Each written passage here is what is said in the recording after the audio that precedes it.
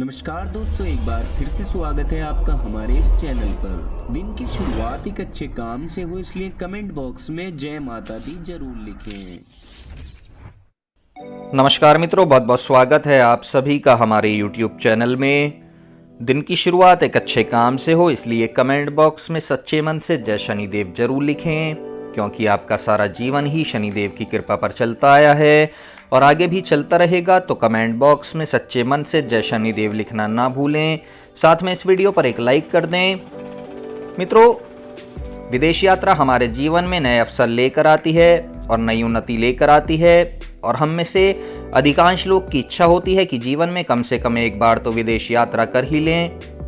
लेकिन मित्रों, ये सपना कुछ ही लोगों का पूरा होता है।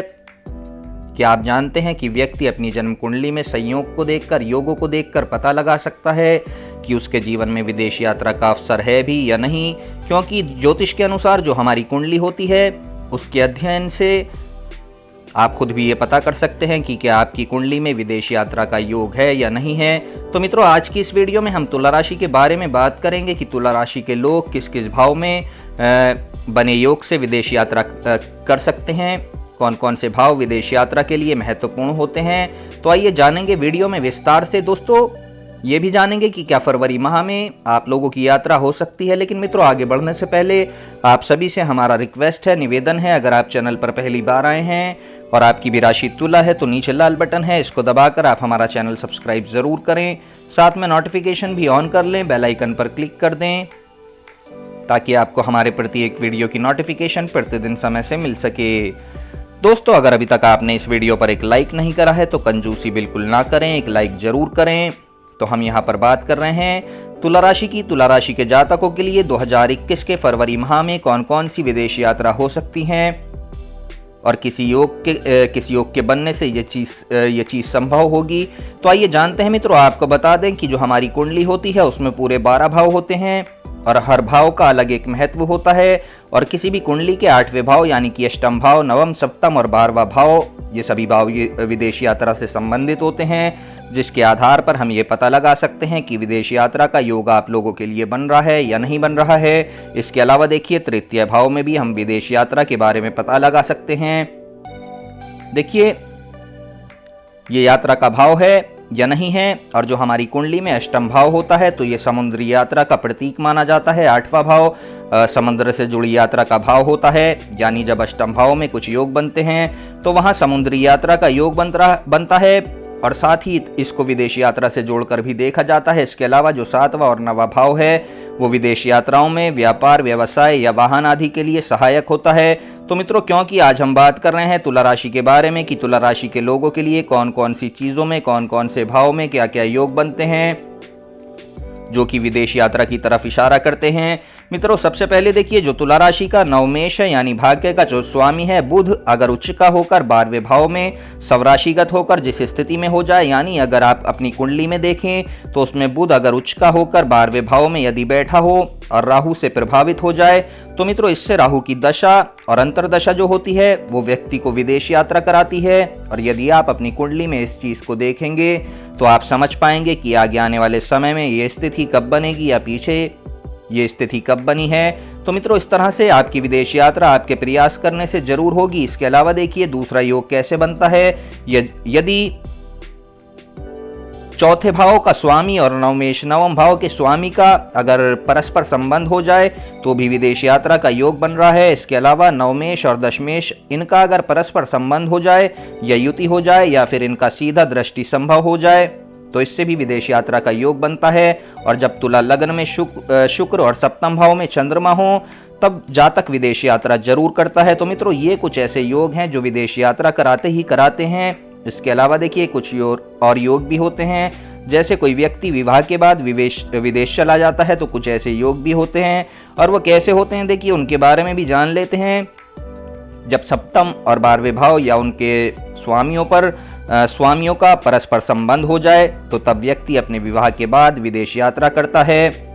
यानी अगर ये योग आपकी कुंडली में बन रहा हो तब विवाह के बाद आपकी यात्रा संभव हो जाती है, या फिर वो व्यक्ति किसी भी देश के मूल से शादी करके वीज़ा प्राप्त करने में सहायता देता है। तो मित्रों, ये चीज़ें आप अपनी कुंडली में देख सकते हैं। इसके बाद देखिए, यदि बात करें इस राशि के विद्यार्थियों की, तो मित्रों 5वें और 12वें भाव के साथ साथ यदि उनके जो स्वामी हैं अगर उनका संबंध हो जाए तो तब शिक्षा के लिए विदेश जाने का संबंध बनता है।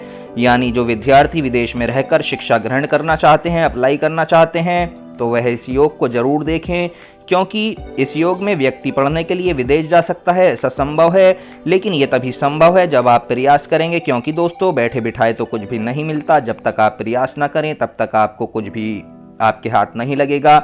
इसलिए योग के साथ साथ आपके प्रयास भी ज़्यादा जरूरी हैं। और अगर बात करें व्यापार की, यदि आप व्यापार करना चाहते हैं, नौकरी करना चाहते हैं, विदेश में रहकर आप कोई काम करना चाहते हैं, तो आइए जानते हैं कि उसके अवसर आपको कब प्राप्त होते हैं। देखिए, जब 10वां भाव और 12वां भाव या इनके स्वामी का संबंध अगर हो जाए तो तब आप लोगों को विदेश से व्यापार या नौकरी के अवसर प्राप्त होते हैं। और मित्रों, अब आपने देखा कि यहाँ 12वां भाव जो है, जो कि विदेश का सबसे महत्वपूर्ण भाव है, जो विदेश यात्रा कराता ही कराता है।